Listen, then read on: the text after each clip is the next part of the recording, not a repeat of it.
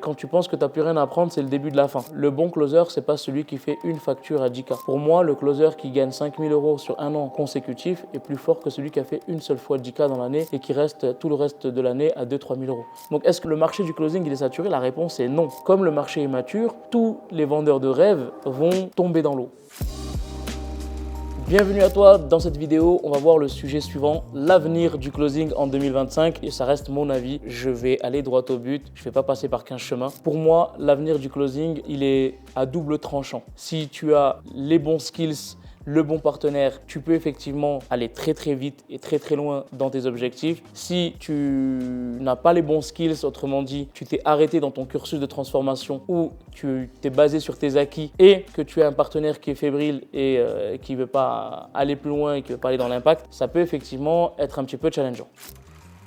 Ça veut dire que tu dois mettre toutes les chances de ton côté en tant que closer pour être dans ce cursus, dans ce cursus en continu de transformation, de montée en compétences et aussi être en contact avec des gens qui ont les résultats que tu vas avoir. Ça veut dire il y a peut-être certains closers qui sont dans une structure qui est vraiment stable, qui est carrée, très développée. Comment rentrer en contact avec ces closers pour que tu puisses leur demander des conseils sur comment ça se passe chez eux. Et le fait en fait de faire cette demande-là va te permettre de récolter des informations que tu peux déjà implémenter au sein de ton partenaire, mais c'est aussi de connecter avec des closers qui sont avec des partenaires solides et le jour où il y a effectivement une demande à ce moment-là ou un poste qui va se vider, qui va se libérer ou un poste qui va se créer, ces closers qui sont déjà en place à ce moment-là, eux peuvent te recommander au Head of Sales et donc la candidature se fait plus rapidement parce que tu es hors process. Donc, soit dans l'intelligence relationnelle encore une fois, soit dans cette partie curiosité, d'aller demander des informations, d'aller te renseigner chez certains closers sur comment ça se passe dans leur thématique, ne soit pas dans la peur du déranger, le fait de rester de côté. Et d'ailleurs,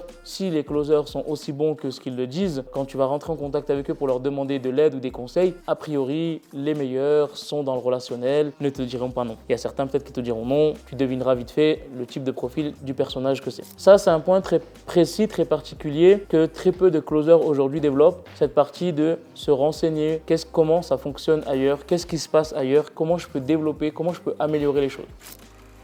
La deuxième chose, j'en ai parlé au tout début, c'est que quand tu penses que tu n'as plus rien à apprendre, c'est le début de la fin. Généralement, aujourd'hui, les closers ont un peu trop d'ego, dans le sens où c'est bon, je sais closer, j'ai plus besoin d'aide. Moi, je te pose la question à toi qui regardes cette vidéo, est-ce que je t'ai posé la question, c'est quoi ta régularité? Si tu regardes sur 1 an, 2 ans, quelle a été ta régularité en termes de chiffre d'affaires? Quelle a été ta progression? Est-ce que tu as fait au moins 12 mois consécutifs à 10K de commission? Si c'est OK, c'est OK. Si c'est pas OK, c'est que tu as des choses effectivement à travailler. D'ailleurs, même si c'est OK, on a toujours des choses à travailler. Donc vraiment, analyse-toi, dis-toi qu'est-ce que je dois travailler précisément, quels sont les points précis que je dois travailler, est-ce que j'ai de la régularité? Le bon closer, c'est pas celui qui fait une facture à 10K. Pour moi, le closer qui gagne 5000 € sur un an consécutif est plus fort que celui qui a fait une seule fois 10K dans l'année et qui reste tout le reste de l'année à 2-3 000 €. Ça, c'est clair, net et précis. On appelle la discipline, il y a de la régularité et de la discipline qui sont des clés importantes chez le closer. L'avenir du closing en 2025, c'est le relationnel, la montée en compétences en continu du closer, de ne pas penser que tu n'as plus rien à apprendre parce que si c'est le cas, c'est le début de la fin.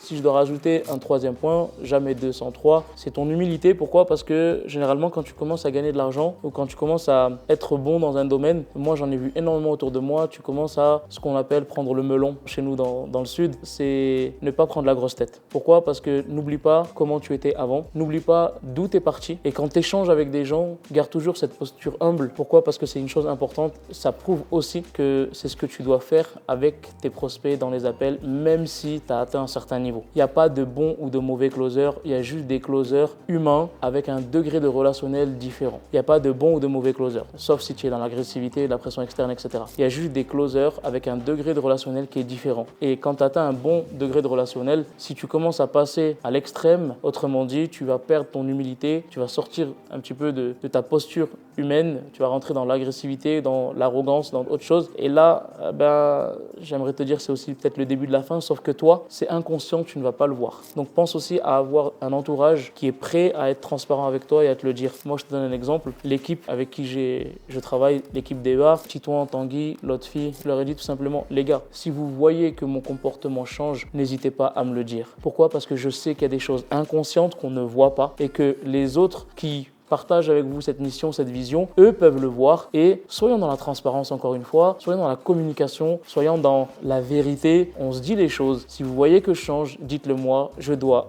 réajuster mon curseur pour ne pas passer de l'autre côté de la barrière.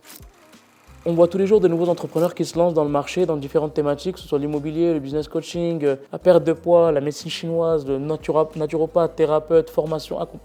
Franchement, il y a 160 industries différentes aujourd'hui, même plus. Sur toutes ces personnes qui se lancent, il y a quand même un pourcentage de personnes qui accélèrent leur marketing, qui ont une bonne visibilité, qui ont de l'impact, qui ont une belle offre et qui arrivent au bout de quelques mois, à la recherche de closers. Donc, on n'a jamais été dans une ère où on a autant d'entrepreneurs qui se lancent. Chaque mois, on a des centaines et des centaines et des centaines de milliers de personnes qui se lancent en tant qu'entrepreneurs. Donc, si tu as ne serait-ce que 1000 entrepreneurs qui se lancent tous les mois, dans chaque thématique différente, si on a 160 thématiques, je ne suis pas très fort en maths, mais ça fait peut-être 160 000. Donc, 160 000 entrepreneurs qui se lancent tous les mois, il y a un pourcentage qui cartonne. Ces pourcentages-là, ne serait-ce que 1%, ça fait 1600. Et donc, 1600 qui se lancent et qui ont besoin de closers, si ces 1600 ont besoin d'un closer, je pense que ça fait 1600 closers par mois, 1600 postes de closing qui se créent, sans compter ceux qui vont se libérer, ceux qui vont pas matcher avec la thématique et qui vont arrêter, ceux qui seront pas à la hauteur et qui vont arrêter, ainsi de suite. Donc est-ce que le marché du closing il est saturé? La réponse est non. Par contre, est-ce que le marché du closing va être de plus en plus compliqué?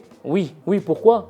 Parce qu'il y a eu tellement de mensonges, tellement de dérives dans le marché du closing où on a dit que c'était facile, on a dit que tu pouvais closer depuis chez toi ou depuis Bali avec les claquettes Louis Vuitton au bord de la piscine. On a tellement menti à ce sujet qu'aujourd'hui le marché il est mature. Autrement dit, comme le marché est mature, tous les vendeurs de rêves vont tomber dans l'eau. Ils vont vraiment, en fait, ça va s'arrêter pour eux, tout simplement. Et tant mieux. La vérité, tant mieux. Pourquoi? Parce qu'il ne faut pas abuser. Donc comme le marché est mature, les gens sont conscients que le milieu du closing c'est dur, donc il y aura moins de demandes. Il y aura moins de personnes qui voudront se reconvertir au closing tout simplement parce que c'est un métier qui n'est pas facile. Ils vont le comprendre. Alors qu'en 2019, non, on leur disait que c'était facile. Aujourd'hui, il y a certaines personnes, et je pense que j'en fais partie, je vous le dis clairement, le milieu du closing, c'est pas un milieu facile. C'est pas un milieu simple, c'est un milieu qui demande du travail, de la discipline, de la rigueur, de l'acharnement, de la persévérance, de la patience, de la résilience. Ça demande pas mal de choses, mais c'est accessible. C'est accessible à partir du moment où tu t'en donnes les moyens, à partir du moment où tu veux le faire, à partir du moment où ton why, ton objectif et la connaissance de toi, elle est là, elle a envie d'être développée, tu peux le faire. Mais c'est pas facile. Donc, est-ce que le marché du closing est saturé? Non. Est-ce que ça va être facile? Non. Ça va être de plus en plus dur de trouver les bons closers. Voilà pour la réponse. Je pense que